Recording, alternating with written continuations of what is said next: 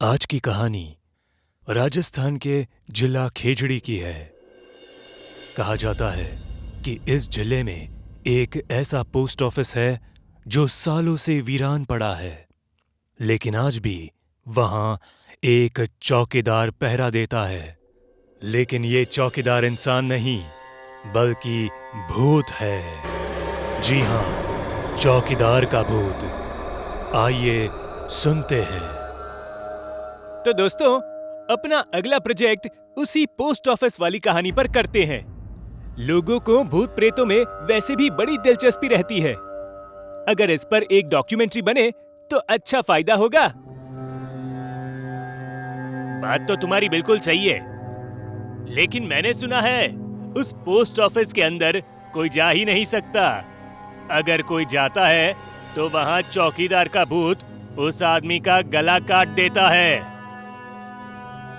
बस यही राज तो है जो हमें बाहर लाना है।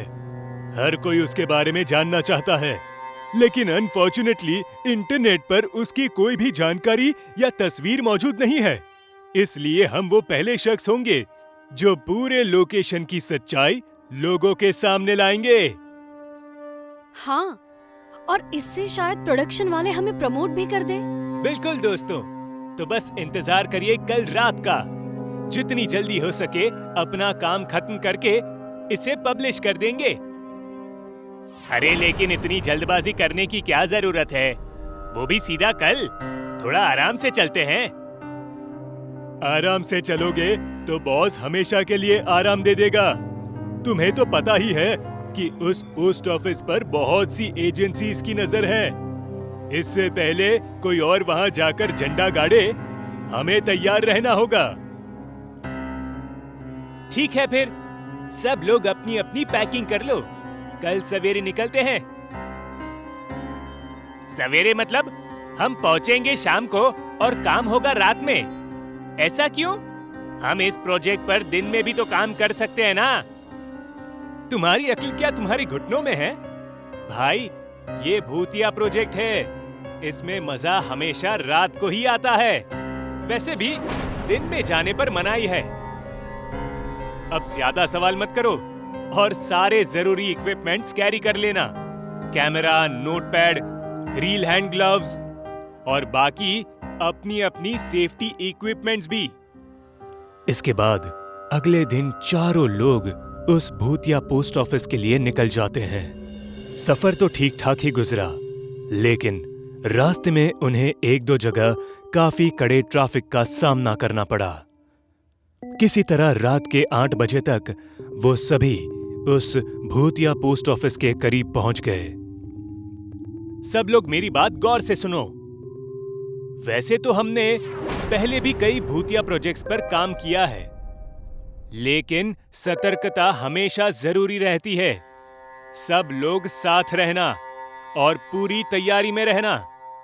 इसके बाद सभी गाड़ी से उतरते हैं और सामानों को बाहर लाते हैं, जैसे वहां की तस्वीर के लिए कैमरा, लाइटनिंग रील और भी कई सारा सामान। वो सभी अपना सेटअप करके सांस ले ही रहे होते हैं कि तभी उनकी नजर एक पुराने बल्ब के नीचे खड़े एक परछाई पर पड़ती है, जो अपने हाथ में एक डंडा लिए था। ए रवि, वो देख, वो क्या चीज है? हाँ गाइस, और वो देखो, पहली बात तो इतने पुराने पोस्ट ऑफिस पर ये पीला बल्ब कैसे लगा है? और अगर ये है भी तो ये परछाई किसकी है? जबकि यहाँ हमारे सिवा और कोई भी नहीं है, और हम भी कितने दूर खड़े हैं। हितेन, तू खड़ा खड़ा देख क्या रहा है? तुरंत उस परछाई की तस्वीर ले। क्या कौन, मैं? अच्छा ठीक है। हितेन जैसे ही उस परछाई को क्लिक करने के लिए कैमरा पॉइंट करता है, तुरंत ऊपर लगा बल्ब फूट जाता है, जिससे वो हल्की सी रोशनी भी चली जाती है और गहरा अंधेरा छा जाता है। ओह शिट, अब ये क्या हो गया? लेकिन अचानक ये सब कैसे? मैं तुम लोगों को बोल रहा हूँ, यहाँ से चलते हैं।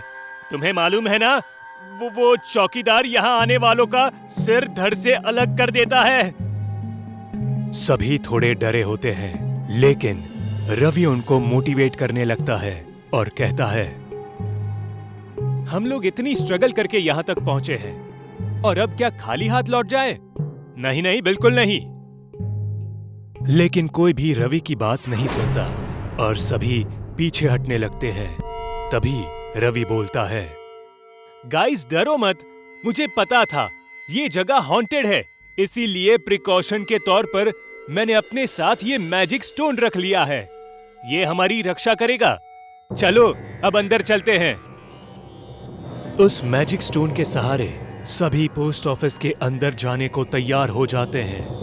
धीरे धीरे वो सभी उस खंडहर और इतने पुराने पोस्ट ऑफिस के अंदर दाखिल होते हैं। टॉर्च की रोशनी से सभी तुरंत वहां के डॉक्यूमेंट्स और इम्पोर्टेंट फाइल्स को खोजने लगते हैं। हितेन अपनी फोटोग्राफी का टैलेंट दिखाते हुए उस जगह की तस्वीर को रिंग लाइट की मदद से कैप्चर करने लगता है। कुछ समय तक सब कुछ ठीक चल रहा था, लेकिन तभी अचानक उन्हें किसी आदमी के भारी कदम पटकने की आवाज सुनाई देने लगती है। सभी दीवारों के कॉर्नर में छिप जाते हैं, सिवाय रवि के। रवि वहीं डॉक्यूमेंट्स चेक करने में लगा था। रिंग लाइट की रोशनी में हमें साफ दिख रहा था, उस परछाई के हाथ में एक धारदार हथियार है, जो लिए वो रवि की तरफ बढ़ता है और ठीक अगले ही पल वो परछाई रवि के सिर को उसके धड़ से अलग कर देता है और उसकी गर्दन नीचे जमीन पर गिरी छटपटा रही होती है। इस दृश्य को देखकर सभी के पैरों तले जमीन खिसक जाती है। सभी डर के मारे पूरी तरह कांपने लगते हैं। हितेन अलमीरा के पीछे छिपा हाथ जोड़कर कांप रहा होता है। इसके अगले ही पल वो चौकीदार का भूत वहां से एकदम गायब हो जाता है। सभी धीरे धीरे बाहर आते हैं। बस मिल गई तुम लोगों को खुशी। मैंने पहले ही मना किया था यहाँ आने के लिए, लेकिन तुम जिद्दी लोग अब भुगतो, मरो सबके सब। गाइस, लेकिन ये वक्त अफसोस का नहीं है, बल्कि तुरंत यहाँ से निकलने का है। रुको मत, इससे पहले कि वो चौकीदार राउंड मारने के लिए दोबारा आ जाए, भागो यहाँ से। नहीं, लेकिन एक मिनट, रवि अपने साथ कोई मैजिक स्टोन लेकर आया था ना? तभी उनकी नजर वहां पड़ी उस पोटली पर पड़ती है, जिसके अंदर वो मैजिक स्टोन था, जो शायद उनकी जान बचा ले।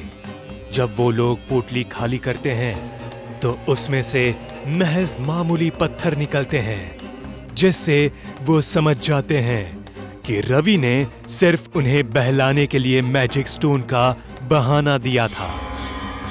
सब तुरंत वहां से बाहर की तरफ भागना शुरू कर देते हैं, लेकिन तभी हितेन के जूते का लेस वहीं एक कील में फंस जाता है, जिसे हटाने के चक्कर में वो वहीं रुक जाता है और जल्दी जल्दी अपने हाथ से अपने जूते के लेस को निकालने लगता है। लेकिन तब तक उसके दूसरे साथी उस भूतिया डाकघर से बाहर आ चुके थे। वो सभी हितेन को आवाज लगाते हैं। हितेन तभी अपना जूता निकालता है और तुरंत बाहर की तरफ आने लगता है, लेकिन तभी बीच में वो चौकीदार का भूत आ जाता है, जो उसे अपने मुंह से पकड़कर अंदर खींच लेता है। उस डाकघर से लगातार हितेन की चीखें सुनाई देती है। बहुत दर्दनाक चीखें थी। इससे पहले कि वो चौकीदार का भूत बाहर आकर दूसरे लोगों का भी वही हश्र करे, सभी के सभी तुरंत वहां से भाग जाते हैं आज भी उस डाकघर यानी पोस्ट ऑफिस में कोई नहीं जाता, क्योंकि ऐसा माना जाता है कि उस पोस्ट ऑफिस की चार दीवारी में एक चौकीदार का भूत भटकता है, जो कि मरने से पहले इसी पोस्ट ऑफिस में चौकीदारी करता था। लेकिन एक हादसे के बाद उसकी इसी जगह पर मौत हो गई थी, जिस वजह से उसकी आत्मा उसी डाकघर के चार दीवारों में कैद होकर रह गई। इसलिए जो भी वहां अकेला गया वो वापस लौटकर कभी ना आया। यार विवेक, देख तो हमारे वीडियोस कितने लोगों ने देखा है। अरे बाप रे, ऐसा ही चलता रहा तो हम बहुत ही जल्द फेमस हो जाएंगे। मुझे तो लगता है और अच्छे वीडियोस बनाने चाहिए, और डरावने भी। कुछ और लोकेशन चाहिए जो कभी किसी ने ना देखा हो। ऐसी बात है तो चल, पुराने खंडर एकदम यूनिक जगह है, आज तक किसी ने एक्सप्लोर नहीं की। तू पागल है? सब लोग कहते हैं वहां भूत है। भूत वूत कुछ नहीं होता है यार। और अगर हमें फेमस होना है तो ऐसे एडवेंचरस वीडियोस ही डालने होंगे। सोच ले, डर के आगे जीत है मेरे दोस्त। ये देख भाई, ये वीडियो पुराने खंडर का है, इसमें मिलियन व्यूज हैं। समीर ने जो वीडियो दिखाया उसमें सन्नाटे का शोर था, डरावना, मानो पुराने खंडर की हवा तक लोगों की रूह सुखा देती थी। सही है ना? अगर हम रात का वीडियो डाले तो रातों रात फेमस हो जाएंगे, पैसे ही पैसे होंगे। चल ठीक है, चलते हैं। पुराने खंडर के बारे में कई डरावनी कहानियां थी, पर समीर और विवेक को लग रहा था कि ये सब झूठ है, मनगढ़ंत कहानियां। ऑटो, कहाँ जाना है भाई? पुराने खंडर। शाम हो चुकी है, यह समय सही नहीं है पुराने खंडर जाने के लिए। क्यों? भाई, हर दिन किसी ना किसी की लाश मिलती है वहां, और सुना है कोई तड़पती आत्मा है जो लोगों को तड़पा तड़पा के मारती है। बस बस, नहीं जाना है तो मत जाओ, पर डराओ मत। तुमने अपनी आंखों से कुछ देखा है क्या? नहीं, बस सुना है। बिल्कुल, सबने बस सुना है, किसी ने कुछ देखा नहीं। तुम नहीं जाओगे पुराने खंडर तो कोई और जाएगा। कोई नहीं जाने वाला वहां। अगर ज्यादा पैसे मिलेंगे तो तुम भी जाओगे। सोच लो, कोई और गया तो नुकसान तुम्हारा ही होगा। ठीक है, बैठ जाओ।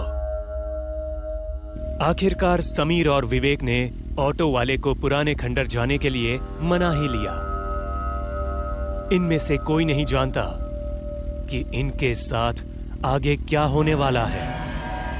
खंडर में सच में भूत है क्या? मुझे कुछ ज्यादा पता नहीं, पर सुना है एक लड़का और लड़की पुराने खंडर में गए थे।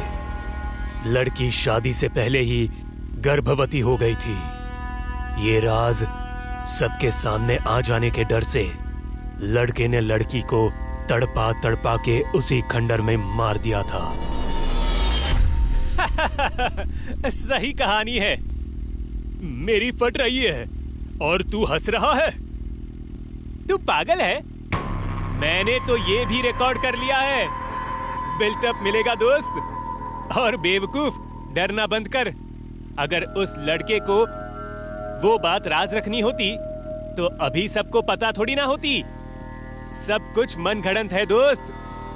ऐसा नहीं है भाई। उस लड़की के मरने के कुछ दिन बाद वो लड़का पागल हो गया और बड़ी बेरहमी से मारा गया।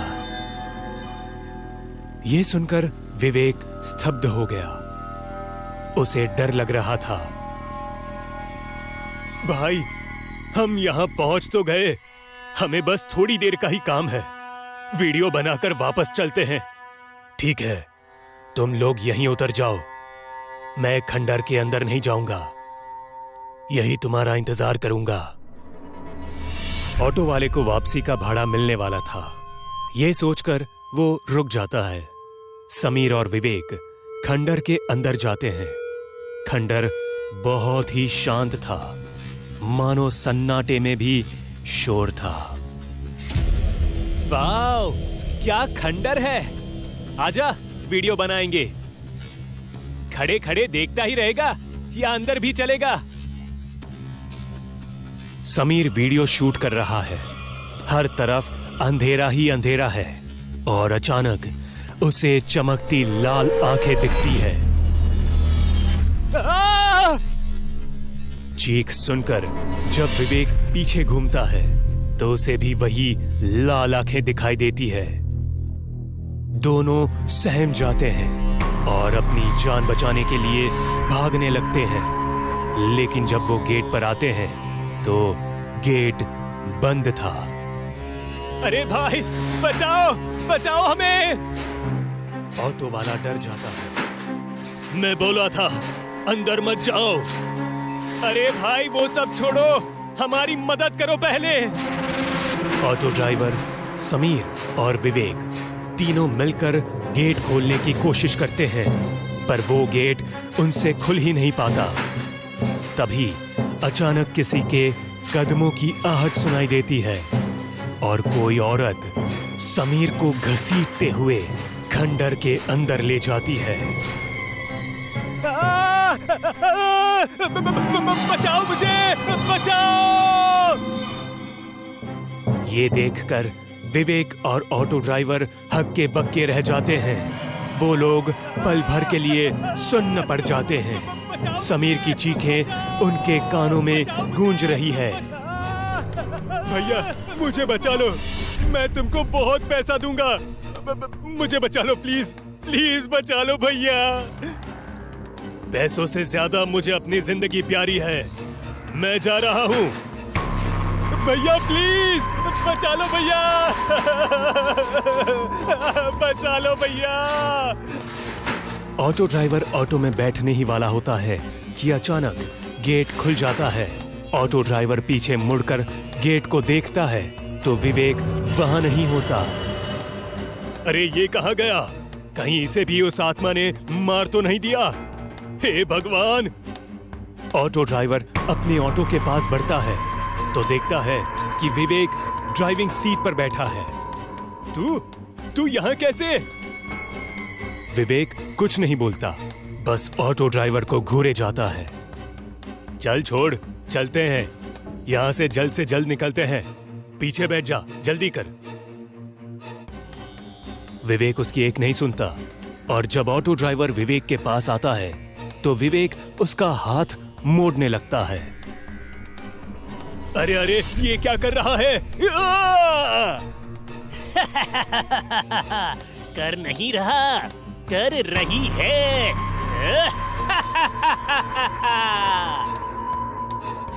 छोड़ दे मुझे। तू यहाँ मेरे तड़प का तमाशा देखने आया था ना? अब तू भी तड़प तड़प कर मरेगा मेरी तरह।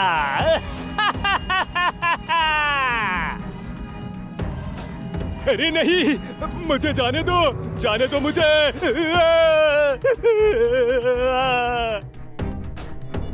विवेक ने ऑटो ड्राइवर की हड्डियां तोड़ना शुरू किया। उसके पूरे शरीर से कड़ कड़ आवाजें आने लगी और हर हड्डी की आवाज के साथ उसकी चीखें गूंजने लगी।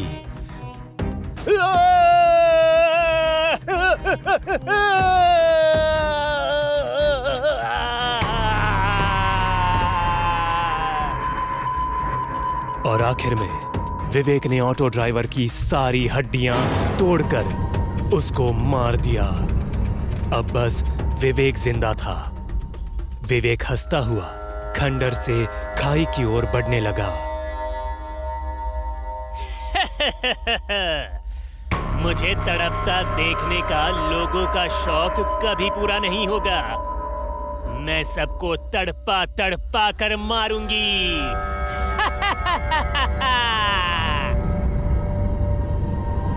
विवेक के अंदर की आत्मा ने विवेक के शरीर को खाई से नीचे फेंक दिया। विवेक चट्टानों से टकराता टकराता नीचे पहुंचा और उसने अपनी आखिरी सांस ली। विवेक के मरने के बाद खून से सने पांव खाई से खंडर की ओर चल पड़े। तड़पती आत्मा वापस खंडर में चली जाती है। सारांश अपने बीवी और 2 बच्चों के साथ अपने आगे की जिंदगी बहुत खुशनुमा तरीके से बिताना चाहता था। उसे एक बड़े और खूबसूरत घर की बहुत जरूरत थी, जिसमें वो अपने परिवार के साथ सुकून से रह सके। इसी बीच एक ब्रोकर ने उसे एक घर के बारे में बताया, जो शहर के एकदम कोने में है, बिल्कुल किसी फार्म हाउस की तरह।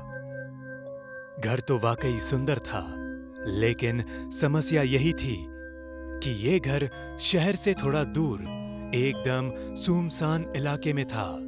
इसी वजह से इस घर की कीमत इसके असल कीमत से काफी कम थी, जो कि एक फायदे का सौदा हो सकता था। Rita, what do you think? ये घर हमारे लिए कैसा रहेगा? मुझे तो बहुत सही लग रहा है। घर तो वाकई अच्छा है, लेकिन प्रॉब्लम यह है कि इलाका बहुत सुनसान है और यहाँ इकलौता सिर्फ हमारा ही घर होगा। अरे लेकिन ये तो अच्छी बात है ना, क्योंकि इसमें हम शांति से रह पाएंगे, शहर के इतने शोर शराबे से दूर, एकदम खुशनुमा ढंग में। ये बात भी सही है। वेल, अगर तुम्हें ठीक लग रहा है तो इसे फाइनल करते हैं।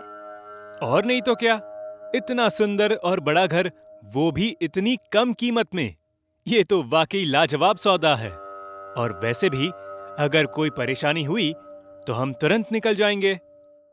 बिल्कुल सही। इसके बाद सारांश उस घर को खरीद लेता है। घर बहुत ही सुंदर था, काफी बड़ा था। जब वो सभी घर में एंटर होते हैं तो उन्हें उस घर में बहुत सी अजीब पेंटिंग्स दिखाई देती है। पेंटिंग कई मर्डर्स, क्राइम्स और बलात्कार की थी। पेंटिंग का पहला इंप्रेशन पड़ते ही सारांश भड़क उठता है और उस घर के एक्स ओनर को कॉल करता है। अरे शुक्ला जी, ये कैसा घर है आपका? इतनी खराब पेंटिंग्स कौन लगाता है यार? अरे सॉरी, मैं उन्हें हटाना भूल गया। दरअसल जो पहले किराएदार थे उनकी पेंटिंग्स है ये। कोई नहीं, मैं कुछ लोगों को भेजकर घर से सभी पुराने सामान हटवा देता हूँ। हाँ बिल्कुल, एहसान होगा आपका। ये काम जल्द से जल्द करें। इसके बाद उस घर से सभी पुराने सामानों को बाहर कर दिया जाता है। घर की सभी पेंटिंग्स, पुराने फर्नीचर्स और बाकी सब कुछ। तकरीबन 1 हफ्ते तक सब कुछ ठीक चलता है, लेकिन 1 हफ्ते बाद अचानक से एक शाम पूरे घर की बिजली चली जाती है। Oh shit! अचानक ये लाइट्स क्यों चली गई? जल्दी कुछ करो, खाना भी नहीं बना है अभी। रीटा कैंडल्स जलाने के लिए किचन में जाती है और कैंडल्स को जलाती है, लेकिन बार बार कैंडल्स बुझ जाते हैं। इसी दौरान उसे ठीक अपने पीछे कोई हाथ महसूस होता है, जो धीरे धीरे उसके गले के करीब बढ़ रहा था। रीटा तुरंत पीछे पलटती है, तब वो हाथ गायब हो जाता है। लेकिन रीटा को खुद से कुछ दूरी पर एक आदमी खड़ा दिखता है, जिसके हाथों में एक खतरनाक चाकू था। ये देखते ही उसकी चीख निकल जाती है। उसकी चीख सुनकर सारांश तुरंत वहां आ जाता है। अरे क्या हुआ रीटा? तुम इतने जोर से क्यों चीखी? सारांश, मैंने अभी आदमी को खड़े देखा जिसने चाकू लिया था और वो मुझे मारने वाला था। कौन आदमी? कौन तुम्हें मारने की कोशिश कर रहा था? ये तुम कैसी अजीब बातें कर रही हो? यहाँ हमारे अलावा तो दूसरा कोई भी नहीं है। नहीं सारांश, मैं झूठ नहीं बोल रही। सच में इस घर में कुछ तो गड़बड़ है। तुम पहले शांत हो जाओ और पानी पियो। इसके अगले ही पल लाइट आ जाती है और पूरा घर जगमगा उठता है। इसके बाद सारांश देखता है कि सब कुछ बिल्कुल ठीक है। जरूर ये रीटा का वहम ही था। ये सिर्फ एकमात्र ऐसी दास्तां नहीं थी जो उन्हें इस घर में महसूस हुई थी। इसके बाद से तो एक पर एक ऐसी घटनाओं ने जन्म लिया जो किसी भी आम इंसान के जिंदगी को तबाह कर दे। अक्सर टेबल पर रखे कांच के ग्लास नीचे जमीन पर गिर जाते, जिससे टूटा कांच पूरे फर्श पर पड़ा मिलता। सारा सामान अपनी जगह से अपने आप बदल जाता। रीटा अक्सर अपनी बेटी को अकेले में बड़बड़ाती सुनती। इसी तरह एक सुबह रीटा जब लिविंग एरिया में आई, तब उसने अपनी बेटी के मुंह से जो सुना, वो सुनकर उसके होश उड़ गए। नहीं, हम यहाँ से नहीं जाएंगे। ये हमारा घर है। देखते हैं तुम हमें कैसे इस घर से बाहर निकालती हो। आन्या को ये कहते सुनकर रीटा बहुत ज्यादा दंग रह जाती है। वो ये बात सारांश को बताती है, लेकिन सारांश उसे बच्चे की एक नटखट हरकत समझकर नजरअंदाज कर देता है। लेकिन अब बहुत जल्द इस घर में वो खौफनाक रात आने वाली थी जिसका सामना इससे पहले इस घर के पुराने किराएदारों ने किया था। आज अमावस्या की रात थी, जब काले बादल छाए थे। पूरा परिवार अपने कमरे में सुकून की नींद ले रहा था। तभी दरवाजे पर एक दस्तक होती है। दस्तक की आवाज सुनकर रीटा एकदम से चौंक जाती है और दरवाजे पर कौन है ये देखने के लिए दरवाजे की तरफ जाती है। लेकिन तभी उसके मन में ये ख्याल आता है कि इस तरह देर रात दरवाजा खटखटाना ये कोई आम बात नहीं है, इसीलिए सीधा दरवाजा खोलना उचित नहीं है। पहले खिड़की से देख लेना चाहिए। जैसे ही रीटा खिड़की को हल्का सरकाते हुए बाहर की तरफ झांकती है, उसकी आंखें खुली की खुली रह जाती है। एक गायब सिर वाला आदमी एक कुल्हाड़ी को हाथ में लिए लगातार दरवाजा ठोक रहा था। लगातार इस आवाज के चलते सारांश भी जाग उठा और बाहर लिविंग एरिया में आ गया, जहां डर के मारे रीटा अभी बस संभलने की कोशिश ही कर रही होती है। रीटा, क्या हुआ? तुम ऐसे पुतले की तरह क्यों खड़ी हो? तभी घर के चारों ओर से डरावनी आवाजें गूंजने लगती है।